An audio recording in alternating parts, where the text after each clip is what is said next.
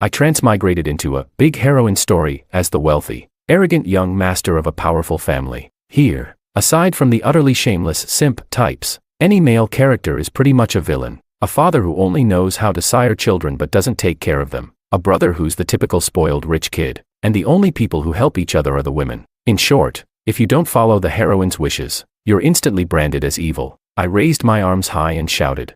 After being poor for 22 years, I'm suddenly rich. Tonight, I'm getting a custom-made gold bracelet. With an excited heart and trembling hands, I checked my phone's remaining balance, just $20 left. And then, the automatic membership renewal took away 19 of those. That's when it hit me, the story had already concluded. And me. Because I was in love with the heroine but couldn't have her, I kept secretly sabotaging the male lead. Now, my family had been crushed and bankrupted by the male and female leads. While other second-generation rich kids enjoyed their wealth, I had no share of it. Now, with bankruptcy, I lost my money, but I was here, under the scorching sun, feeling dizzy from the heat. I angrily tossed aside the half-eaten lymph meat bun. Without hesitation, I threw myself in front of the male and female lead's car. The screech of the brakes echoed. As the car came to a halt, I crawled out from the bushes with a face twisted in anger. I said, "Nice driving skills. You managed to knock me 20 meters away with one hit." Chapter 1. The door of the Rolls-Royce opened, and the male and female leads, both decked out in high-end brands, appeared in front of me, graceful and elegant, a stark contrast to my disheveled appearance. The male lead, Makoto, wore a worried expression and pretended to show concern. "Mr. Wang, what happened to you? Why are you dressed like this?" Then, taking a step forward, he seemed ready to walk into the greenery to inspect my sorry state. I screamed, "Don't come closer. This is a crime scene. Don't mess with it. You'll affect the follow-up compensation process." Makoto's hand trembled. He hesitated but then retracted it, looking at me with an apologetic expression. "I know Mr. Wang holds a grudge against me, still thinking about Willow, but we truly love each other, and we're together now." Willow's disgust was barely contained as she rolled her eyes. "George, I guess even going bankrupt didn't teach you a lesson. What other dirty tricks are you planning to use on Makoto?" I had never tried to hurt a gentle and caring guy like him. It was just that after he found out about my engagement to Willow, he still ran over 50 kilometers every day to bring her breakfast from her favorite place. I had to punch him out. When I brought Willow back home, he casually sat in the back seat with her and jokingly asked me to drive. I opened the car door and dragged him out. When the two accidentally ended up on the same bed, he told me that if there was an issue, he would take it, and that he was serious about Willow. As the heroine's fiancé, I was simply doing what was right, pressuring Makoto. This wasn't being malicious. It was a righteous act, punishing evil in the name of justice. In this big heroine story, aside from the shameless simp types, every male character is a villain, with irresponsible fathers, spoiled younger brothers, and only the women helping each other. To put it simply, anyone who doesn't follow the heroine's wishes is branded as evil. Willow couldn't even be bothered to glance at me, clearly thinking my act of blocking their car was just the result of my unrequited love for her. She pulled Makoto and turned away. The Rolls-Royce faded into the distance, becoming a mere illusion. I then leisurely took out my phone and dialed 3 numbers. "Hello, I'm reporting an incident. Someone knocked me over, then got out and yelled at me before speeding off." Chapter 2. At the police station, Willow had returned again, her face full of indignation as she sat off to the side. A young officer couldn't help but scold her. "How old are you already? How could you hit someone and still try to flee? You've got money for a luxury car but not enough to compensate the victim. Do you even know that fleeing the scene is enough to get you detained or even jailed?" I took the chance to hold my forehead and said, my head spinning, "I feel like throwing up." The look on the female lead's face had gone beyond unpleasant. She glared at me with fury and after a long pause, forced out through clenched teeth, "George, do you think this will make me look at you even once?" The young officer had had enough. He said, "Hey, turn your head this way. You don't need to look at him. Look at this statement of forgiveness in my hand. If Mr. Wang doesn't sign it, you're going to jail." Willow froze slightly. Clearly, she hadn't realized how serious hit and run was. She tried to defend herself. "He did it on purpose." He jumped in front of the car. The officer asked, "Is there surveillance in that alley?" She answered, "No." He asked again, "Dashcam footage?" "It's broken," she replied. Naturally, the dashcam couldn't be checked. It was written in the book. The dashcam had just happened to be broken and hadn't been replaced yet. Willow was the heroine, and she had just kicked her father out to take over the Lu Group. If she went to jail, the board of directors would probably vote to dismiss her first thing tomorrow. Seeing there was no room to bargain, she bit her lip and said, "George, how much compensation do you want to sign the statement?" Rubbing my head, I said, My head really hurts, she said. 50,000, I said. Feels like a comminuted fracture in my skull, she said. 500,000, I replied. Maybe I should just stay in the hospital for 3 to 5 years, Willow finally said. 5 million, okay. That massive number made my head go dizzy. I stood up and bowed slightly. Miss Lou is so generous. I'll sign right away. If there's ever another accidental hit-and-run opportunity like this, make sure you call me. Chapter 3. Night fell. I dragged myself back to the urban village. Although I had prepared completely for that hit, carefully choosing an angle that let me fly into the greenbelt to soften the fall, I was still covered in bruises. Ever since my family went bankrupt, the once glamorous heir of a wealthy family had turned into public enemy number one. The so-called friends who used to flatter me vanished, and every property under my name was auctioned off. Now, I could only rent a cramped space in the urban village. Urban village, an overcrowded and underdeveloped area within a city, usually inhabited by low-income residents, often former farmers or migrants. However, the downfall that rich heirs usually avoid like the plague was actually the kind of life I used to dream of before transmigrating. Before entering this book, I was an orphan, stumbling through life. I finally got into college, at the prime age when others freely enjoyed their youth.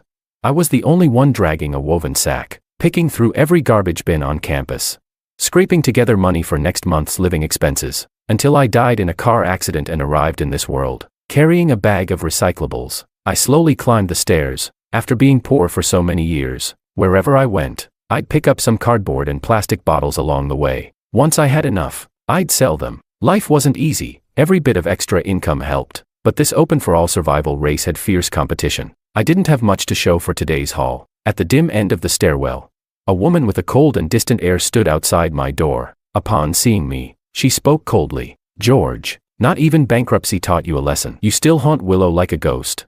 And now Makoto's on the verge of depression because of you. Go apologize to them in person. Otherwise, I'll never speak to you again. I looked at my phone, face scrunched in confusion, digging deep into my dusty memory, finally matching her face to a name. She was the girl I grew up with, my childhood sweetheart. Also the story's lovelorn second female lead, Maria. Before the male lead showed up, Maria and I were as close as siblings. And I was famously in love with Willow. But once the love-struck male lead Makoto appeared, my spot in the trio was taken over by him. I was the only one left, clinging stubbornly to memories of the past. Lazily, I lifted my eyelids and glanced at her, pausing at her chest. I was speechless. I felt ashamed. George, you're starving. You've reached the point where you instinctively check out someone's chest first. Seeing I didn't respond, Maria raised her voice. George, are you even listening to me? I cut her off. Give me that. She froze. Give you what? Without hesitation, I snatched the bottle from her hand. I poured the unfinished water into a flower pot, then skillfully crushed the bottle, and tossed it into the woven sack behind me. Only after wiping the sweat off my brow did I ask, what were you saying just now? Maria had a hard time dragging her eyes away from me. Then she flared up again. Makoto found birth control pills in Willow's purse. He felt completely betrayed. He nearly lost it. How can you be so despicable, always getting between them, making everyone sick to their stomach?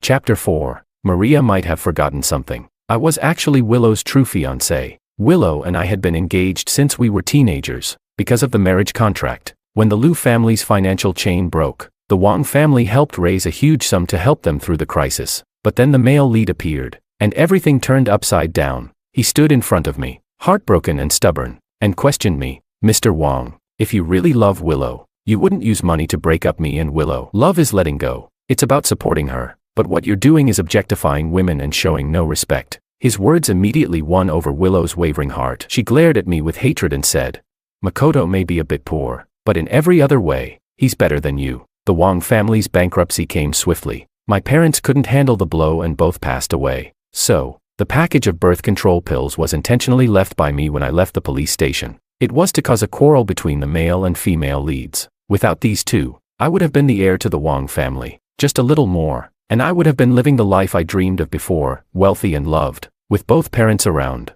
To take away my wealth was like digging up my ancestors' graves. The money that belongs to me, I will make sure to reclaim it, with interest. I stared at Maria's dissatisfied eyes and asked, how did you know Makoto almost couldn't take it anymore? She bit her lip and said, Makoto and Willow had an argument, and he ran off to a bar, drinking all night. He drunkenly called me, crying. Do you know? He was so drunk he couldn't say a single coherent sentence. He kept saying this must be a misunderstanding and told me not to come after you. I smiled. She told me not to come. But didn't she still come? She really was Willow's best friend, always acting like the best of friends with Willow. And yet, when the couple fought, she rushed to comfort the male lead, even saying I was the one standing in between them. Disgusting and shameless. She made it sound like she genuinely wished for Makoto and Willow to have a happy marriage, pretending to be so understanding. But really, isn't this just the classic green tea, pretentious coquette move? The book mentioned that Maria was Makoto's eternal regret, the one he couldn't have after choosing the female lead. I didn't get it. If she's such a regret, then why not let the male lead take Maria as one of his concubines? Arrange dates for her. Make sure to show her affection. That should settle all of Makoto's regrets, right? Maria stepped forward and grabbed my sleeve, saying, "George, you must go apologize to Makoto today. She was acting insane. Like a toxic mushroom had snuck into some cheap food in City A." I calmly peeled her hand off, tucked my woven bag away, and pointed at the shabby building behind me, asking, "Do you know where this is?"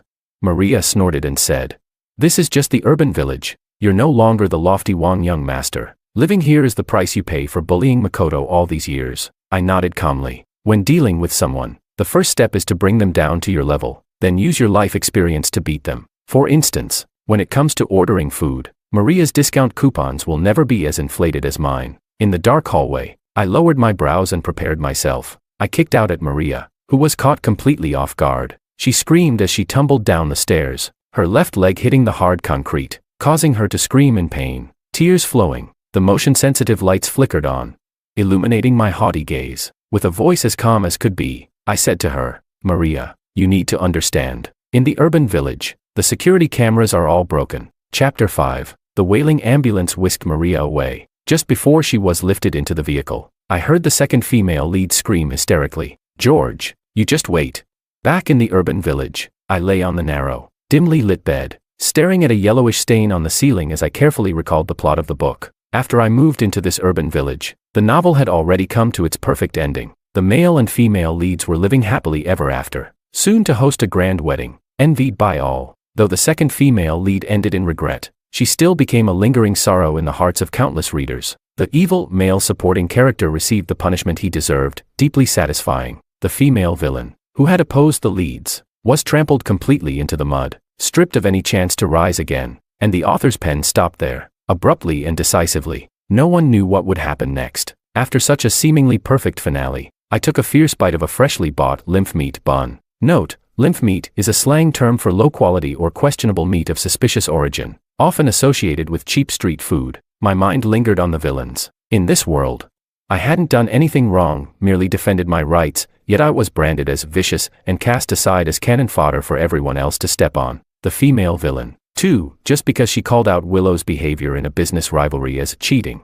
She was labeled a pick-me who despised other women for male attention, and got viciously trampled by the leads. I threw the lymph meat bun aside and quickly ran through the villain's personal info in my head. Then, I hailed a cab and headed for Maria's house. Night had fallen. In the brightly lit old family home, Maria's leg had already been wrapped in a thick cast. Her petite body was locked into a large wheelchair, her face deathly pale, looking like she might turn into a zombie at any moment. When she saw me, she glared with frustration and said, "George, even if you've come to apologize, it's useless now. I was thinking, we've known each other for 20 years, so I was willing to give you a chance to turn over a new leaf. But now it's clear, you'll never change your vicious nature." I leaned forward and peeked around behind her, then said, "Who said I came to apologize?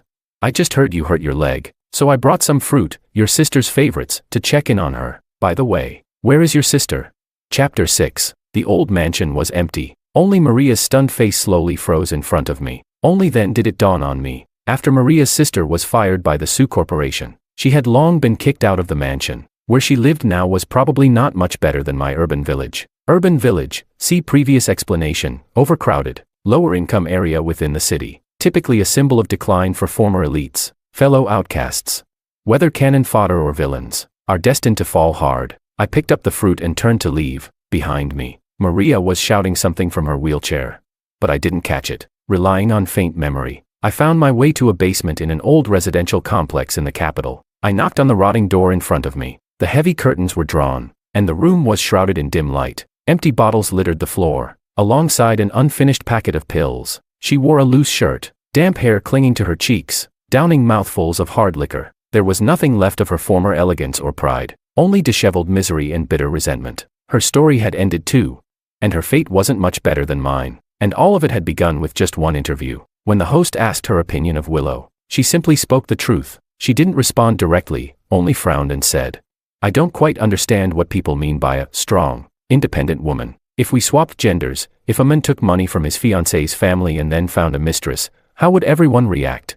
To me, that's neither independent nor admirable." The next day, Willow published a long response post. "Sisters, don't be fooled by hollow labels of independence. True independence means not being defined by society's labels. It means defending your own rights and daring to say no in the face of inequality. You don't have to give up your rightful interests just to prove your independence. A truly outstanding independent woman doesn't just reject reliance. She learns to harness support, to coexist, to place herself at the center of the story, and make the world serve her. As for women who justify men's wrongdoing, they're pick-me girls who hate women from the inside out." After that, the female villain's public image kept spiraling downward, until Willow finally crushed her completely. Willow then smoothly handed the Sioux Corporation to her dear bestie, Maria. And so, the villain was discarded completely. Anna lazily lifted her eyelids and glanced at me. "Mr. Wong," she said, "did you come here just to laugh at me?" I shook my head and forced a smile. "I just brought some fruit you like. Came to check in on you." Anna's gaze drifted past the bag of apples and she said coldly, "Who's so malicious as to spread rumors I like apples?" I answered, "They're the cheapest," she said. "They're not sweet, not tart, and have no juice. Why would I like them?" I replied. "They're the cheapest," she said. "Don't you know these are the most useless fruits? Completely unremarkable." I said again, "They're the cheapest." Anna clammed up in frustration. After a moment, she frowned and picked up an apple, took a hard, reluctant bite. "There's a saying, you can't badmouth someone who feeds you." I leaned in, satisfied. "Villain, no. Miss Sue, would you like to take revenge?" The apple stuck in her throat. She snapped. "I've been kicked out of the Sioux family. How would I even begin to get revenge?" I grabbed her by the collar and pulled her close. Locked eyes with her and growled, "Can you pull yourself together? You used to be proud and ambitious. Where's that courage you had when you fought against Willow? You ate my apple. Now get up and get to work." Anna froze. Her brilliant mind ran through the implications in half a second. Then her trembling hand started reaching toward her throat. Clearly intending to make herself throw up the apple, I swatted her hand away, grabbed a nearby bottle of water, forced it into her mouth, and made her gulp it down, pushing the apple firmly into her stomach. I said, "Lu Corporation's newly developed software is about to launch. I have a way to snatch it, make it ours. If we can get funding, we can use it to make a comeback." Anna choked on the water, nearly rolling her eyes, but as she listened, her gaze suddenly lit up. She said, "Mr. Wong, if you really can get the new software, I still have some money left. I'll invest it all." I frowned. A project this big would need at least tens of millions up front. A fallen heiress surviving on discount apples probably had, at most, a few thousand. Still, I asked with zero expectations, "How much money do you have left?" She held up a hand and said, 50 million. Chapter 7. I sighed and said, 5,000 definitely isn't enough. We still need, wait a second. I adjusted her face to face mine, stopping just 3 centimeters from her nose. I asked, "How much did you say you had?" She answered seriously, 50 million. When Willow started targeting me, I already had a feeling I'd be kicked out of the Sioux family, so I quietly transferred some funds out of the company early on. Only then did I truly reevaluate this so-called villainess before me. She was the only one in the entire novel capable of contending with the female lead. If not for the plot armor shielding the protagonist, how could the villain possibly have lost? Here in this damp basement, she was like a venomous snake lying in wait, coiled, calculating, and ready to strike. Had I known she was this useful, I would have brought pricier fruit. With her capital injected into the project, I finally breathed a sigh of relief. I began examining the environment she was temporarily living in. Empty bottles were scattered all across the floor of the basement. As a broke workhorse, the sight made my heart flutter. I instinctively pulled open my woven sack, crouched down, and started tossing every bottle in. Crushed the cans flat with practiced precision. Anna looked a little embarrassed. She reached out, trying to take the woven bag from me. She said, "I'll clean up." "It's okay." Instinctively, I hid the bottles and cans behind my back. Why was she trying to steal them? I saw them first. I took a cautious step back and said, "They're mine. You can't take them." Anna's hand froze midair. After a moment, her eyes reddened. She turned her face away and said in a trembling voice, "Thank you. You're really kind to me, even helping me do chores like this. Since getting kicked out of the Sioux family, you're the first person who's been this good to me." Her tears made no sense. Even when I was later sitting in a private lounge, I pressed my pocket and still didn't get it. Inside was the 17.5 yuan I'd just gotten from the recycling station. All I did was take some of her bottles. Why was she crying over that? Across from me, Uncle Lin was staring me down. Back when the Wang family was at its peak, our two families were close, but after the Wang family fell, he swiftly cut ties with us and aligned himself with the Liu family instead. Now, with his bloated belly, he lit a cigarette and said, "Mr. Wang, if you're asking for a favor, you should show a little humility." By the time I transmigrated into this novel, every plot point had been printed into my brain. Uncle Lin was a live-in son-in-law. Culturally, a man who marries into a wealthier or more powerful wife's family and takes her surname or status. Using his in-laws' resources, he made a fortune, and then began collecting mistresses like trophies, claiming it was to reclaim his lost masculinity. But for now, he only dared do this behind closed doors. He wasn't yet strong enough to break away from his wife's family. In the not-so-spacious lounge, I burst into hearty laughter, then said, "Uncle Lin, I think you've misunderstood. I'm not here to negotiate with you. Today, I've come for one thing only, to threaten you. If you don't help me get Liu Corporation's new software, I'll make sure everyone, even the dogs in the capital, know you fathered 6 illegitimate children." Chapter 8. The highly anticipated new product Liu Corporation had been hyping for months was launched first, by me and Anna. It was only after the perfect ending of this novel that the cannon fodder and the villain finally did something truly evil for the first time in the entire story. Liu Corporation's stock price plummeted straight to the Earth's core, but Anna and I weren't that thrilled. The early stages of the project were burning through cash at lightning speed. Anna and I had invested our entire fortune, 55 million, yet it was only enough to sustain operations for a little over 10 days. Seeing the increasing red in Anna's eyes, I patted her comfortingly and said, "Don't worry, I've got a way to get investment." In the novel's extra chapter, it was briefly mentioned that a social gala would be held tomorrow. In high society, such occasions were where deals were made and power exchanged hands. That same extra told in a few words how the cannon fodder and villain ended up. I, unable to bear the fall from heaven to hell, ended my life in a cramped rental room.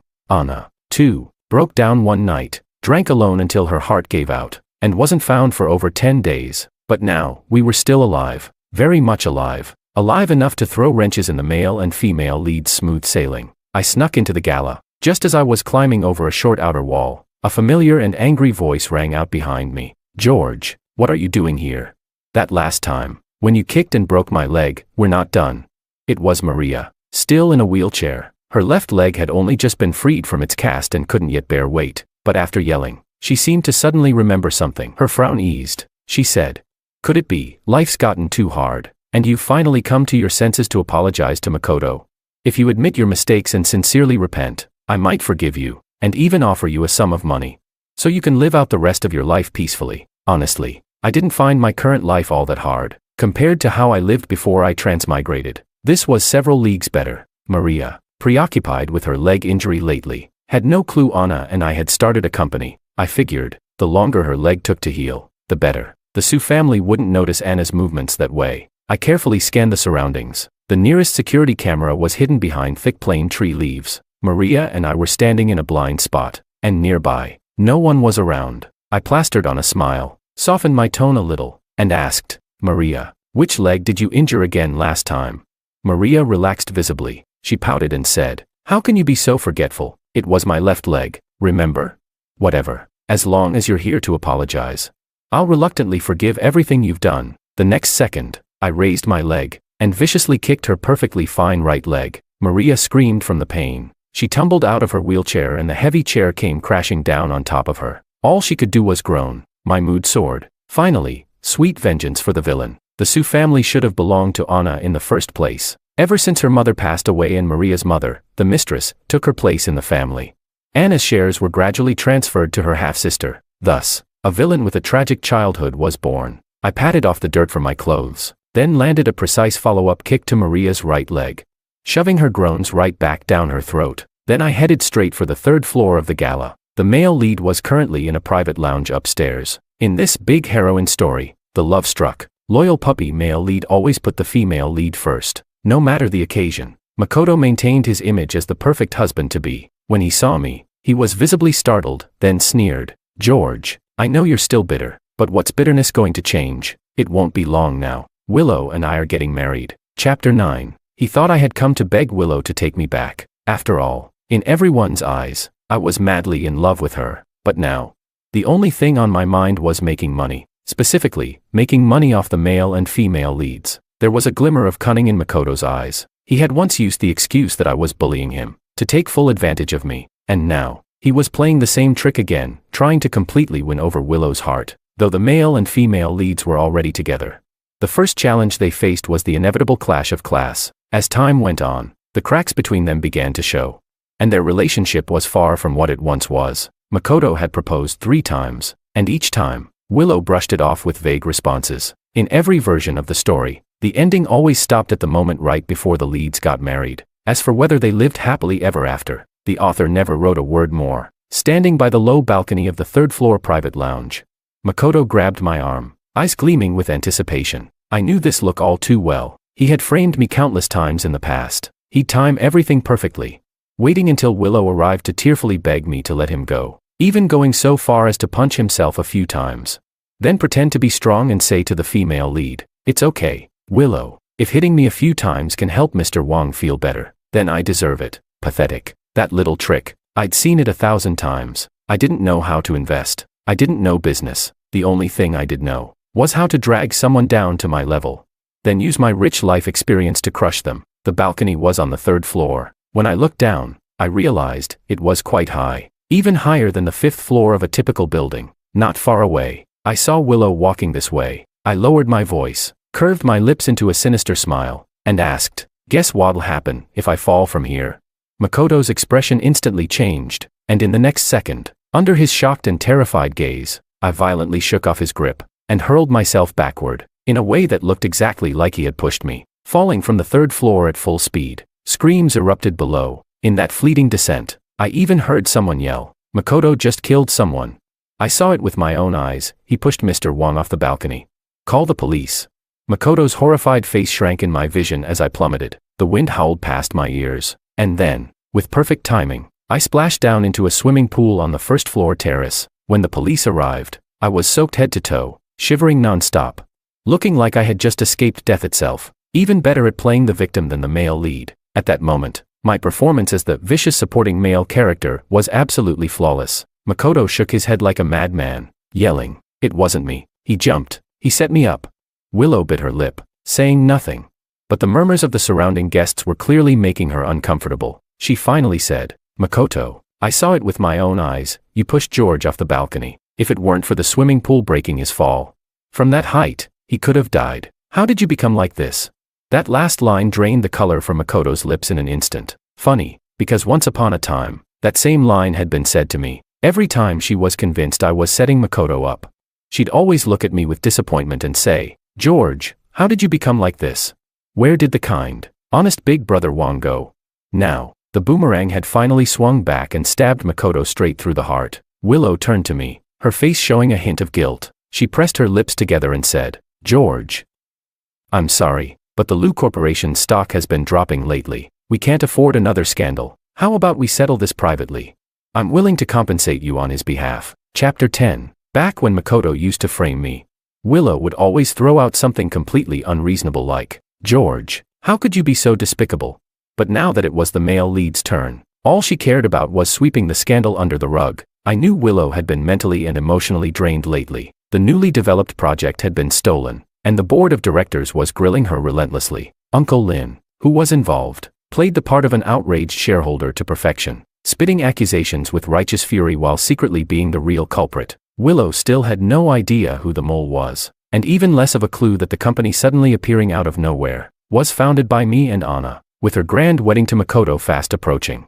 She couldn't afford any more negative press. At this point, I had completely mastered Makoto's signature move, playing the pitiful little victim. So I clutched my forehead at just the right time. The fading bruise from the previous car accident was still faintly visible near my temple. I sighed and said, "My head really hurts. Falling from that height, what if I have a concussion from the impact?" She frowned and said, 300,000, I added. "My lungs hurt too. I swallowed so much pool water I don't think I'll survive till tomorrow," she replied.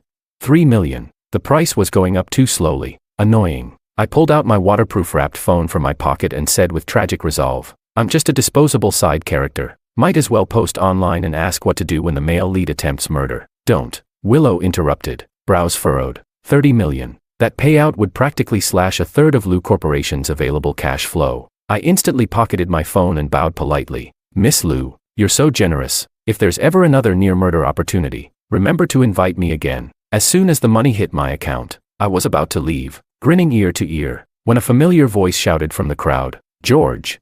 In the next second, a figure crashed into my arms. It was Anna. God knows where she came from, but her face was filled with anxious worry as she scanned me up and down. She asked, "You fell from that high up, are you okay?" I cut her off, excitedly whispering in her ear, "Lu family just paid 30 million in compensation. We've got investment capital now. I'll buy you expensive fruit tonight." But Anna didn't show the joy I expected. Instead, she looked upset, cheeks puffed in anger. "What's more important, money or your life?" she scolded. "Falling from that height, you could have died. Do you have any idea how worried I was?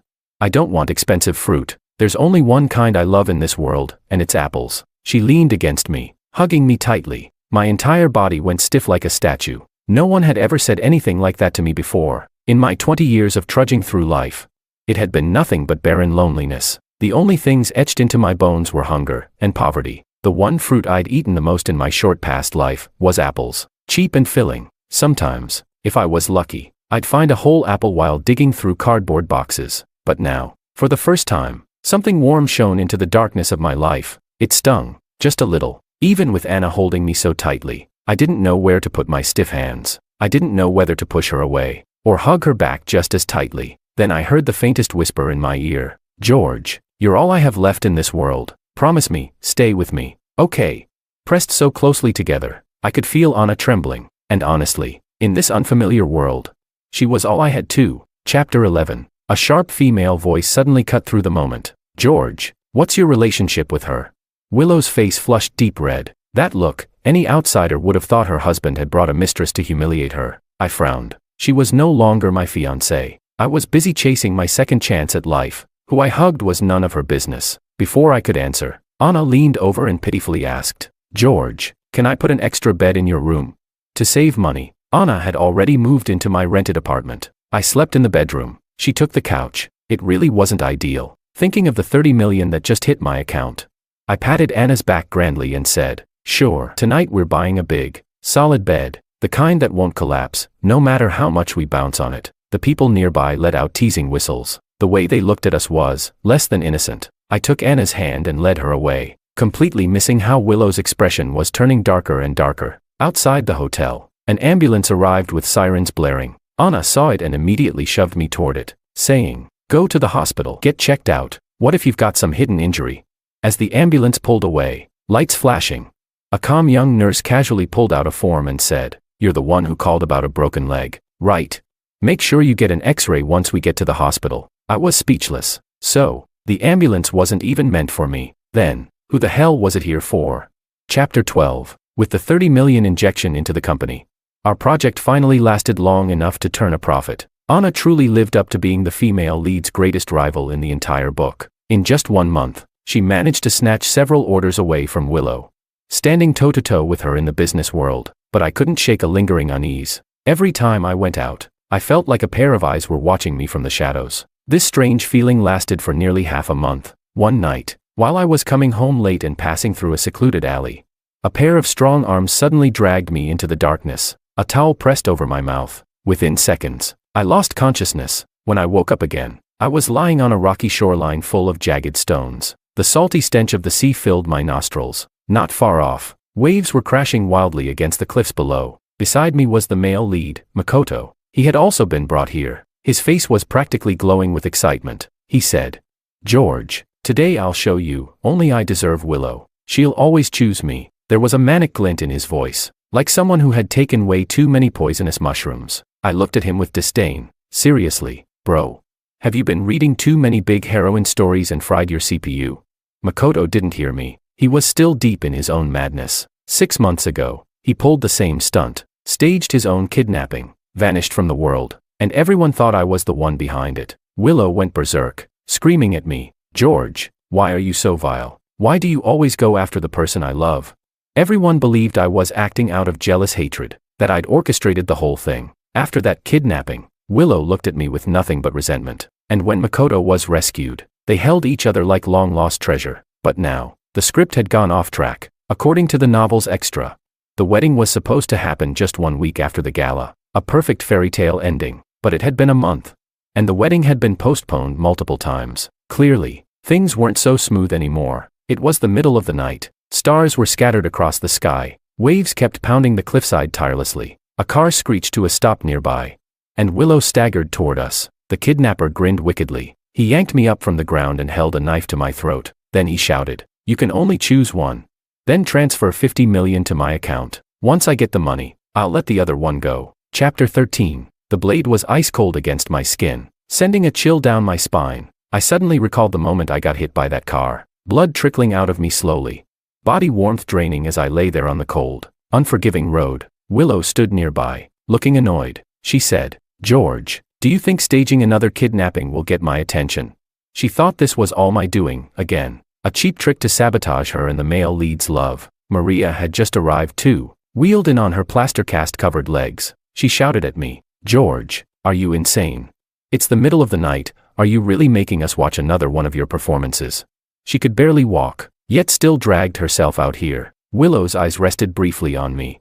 Then she looked away and said the answer I had long expected. "You're really pathetic. If you must make me choose, fine. I will only ever choose Makoto." A smug grin appeared on Makoto's lips. He leaned in and whispered triumphantly in my ear, "See, everyone who used to stand by your side, they all choose me now. After this kidnapping, Willow will finally see I'm the one she truly wants to marry. Willow belongs to me." I stared blankly at this crowd of people, a so-called independent, empowered female lead, a love-struck fool of a male lead, a loyal best friend determined to protect their love. I scanned face after face, but there was no sign of the story's greatest villain. Maybe Anna didn't know I'd been kidnapped. The blade was still pressed firmly to my neck. Makoto and Willow were already in each other's arms, crying as if nothing else in the world mattered. They didn't even spare me a glance, confident this performance had no audience left, that I'd quietly leave the stage like a clown without applause. I looked back at the crashing waves beneath the cliff, not too high. If I jumped, swam half a kilometer, I'd probably make it to shore. The kidnapper kept up his dramatic performance.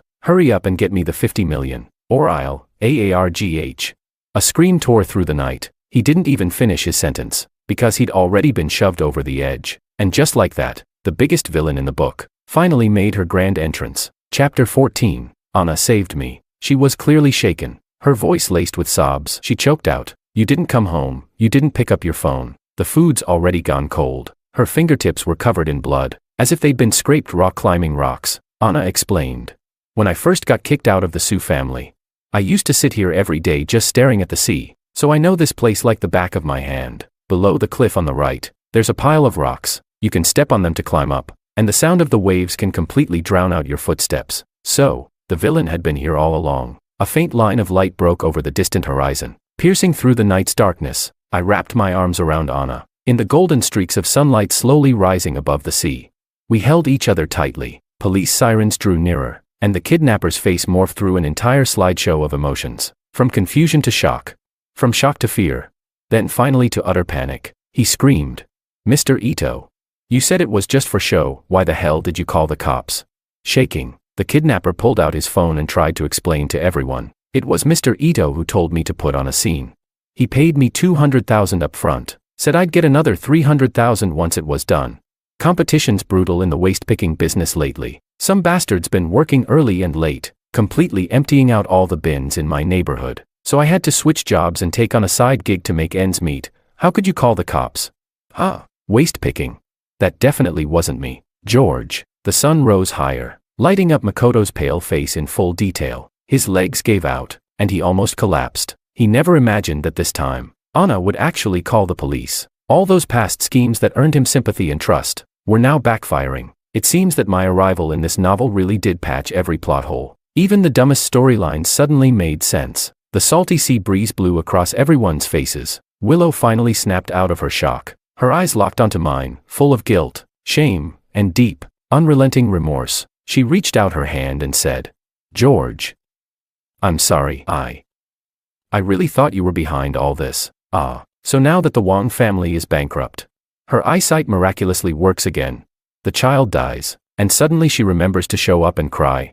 Maria, still in her wheelchair, had also been crushed by reality. She couldn't believe the men she'd liked all along Was this shameless? The police were ready to take the suspect in for questioning. The kidnapper was screaming about his innocence, and in his panic, he actually picked up the knife from the ground and charged straight at Makoto. He roared, "You really thought you could screw me over and let me rot in jail? I'm gonna kill you."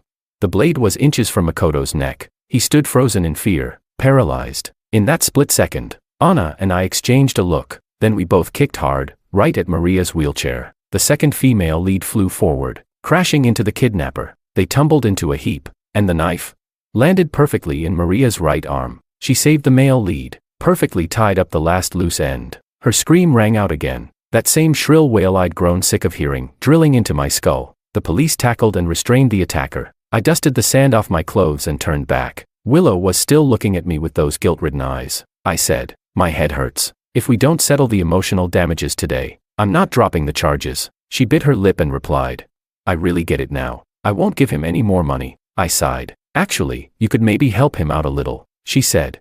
"No, the truth is out. I won't make the same mistake again," I said. "Fine. I'll ask for less," she replied.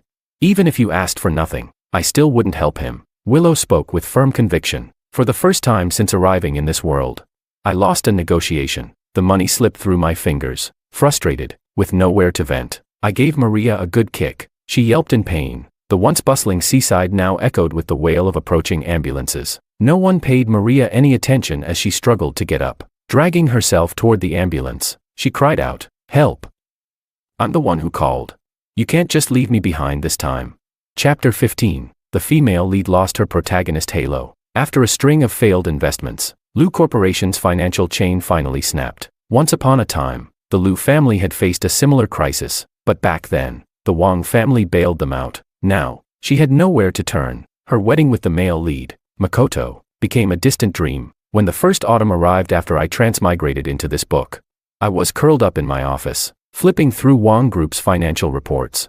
When my secretary knocked and said, "President Wang, Miss Liu from Liu Corporation is here to see you," I frowned in thought for a moment, then declined the meeting. But Willow must have truly run out of options. She waited stubbornly outside the building, dead set on seeing me. From morning until dusk, everyone in the office was whispering about it. I knew why she'd come. She wanted to negotiate with our company. Rubbing my aching temples, I finally agreed to meet her in the conference room. The once radiant female lead now looked worn and weary. She walked in holding a thick stack of transfer agreements.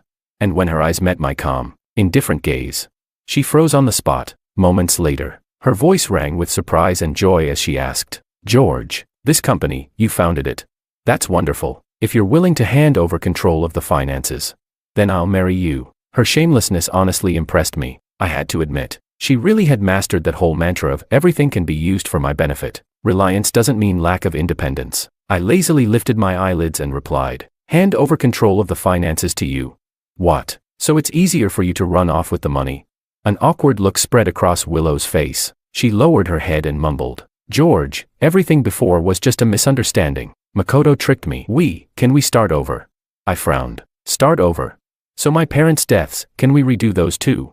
In this world, my parents died in a car crash. After the Wang family collapsed, they were on their way to another city for business when the stress caused them to lose focus behind the wheel. They crashed into a guardrail and died on the spot. Honestly, if I had transmigrated just 3 months earlier, I might have been able to stop it. Willow didn't kill them directly, no, but they died indirectly because of her. What I wanted more than anything was to take every penny she had, then send it to the afterlife as tribute to my parents. Willow looked at me, her eyes filled with pain and hope. She said, "George, you still love me, don't you?"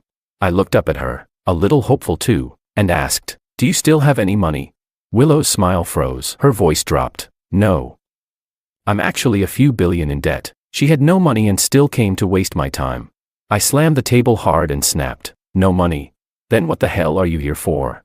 If you don't leave right now, I'll sell you for parts tonight." After Willow was dragged out by security, I carried a bag of fruit and headed to the old Su family estate. After Anna and I dealt with Liu Corporation, no one at Su's dared speak against her again. She reclaimed everything that was rightfully hers. On top of that, the Su family had hired a fortune teller, who claimed Maria's destiny was too soft, said she had the face of a short life full of disaster and hardship. At the old estate, I saw Maria sitting in her wheelchair. When she saw me, her eyes lit up. She asked, "Brother Wang, are you here to see me?" I lifted the apples in my hand and said, I heard your arm still hasn't healed. So I brought some of your sister's favorite apples, came to visit her. Where is she? Maria's head drooped in disappointment. She said, Brother Wang, we'll never go back to how close we used to be, will we? When people are hurting, they always miss the past more. Maria had nothing left now, after Anna took back control of the Su family. Her very first move was to kick Maria out of the company. Now Maria sat in her wheelchair, her legs just freshly freed from plaster. Her right arm was still tightly bandaged and slung across her chest due to serious injuries. She looked utterly defeated. I walked over and patted her on the shoulder, comforting her. Sure, you lost everything, but you gained love. Look, your love just arrived. Chapter 16. Makoto showed up at the gates of the Su family estate. That whole fake kidnapping drama. It ended with him in detention for a few days before being quietly let go. But everything he once dreamed of had vanished into thin air. He and the female lead had a massive fight, and eventually went their separate ways. Luckily, the second female lead was still waiting for him. The male lead's biggest regret in the entire novel was about to be mended. I excitedly pulled out a washed apple, took a crunchy bite, and stood by to witness this glorious historical moment, only to see Maria, panicked, using her still functional left arm to push her wheelchair, desperately trying to distance herself from Makoto while screaming in fear, "Don't come any closer." Makoto froze where he stood. "Maria, you're leaving me too," he said. "You once told me you'd stay in the same place and wait for me forever." I burst out laughing. Her legs hadn't even fully healed. Her arm was still broken. She couldn't even manage crutches without help, and she still thought about standing. That fortune teller really was something. He'd once said Maria's fate was cursed. After giving it serious thought, Maria decided that Makoto was her bad luck charm. If she had never met him, she wouldn't have lost everything.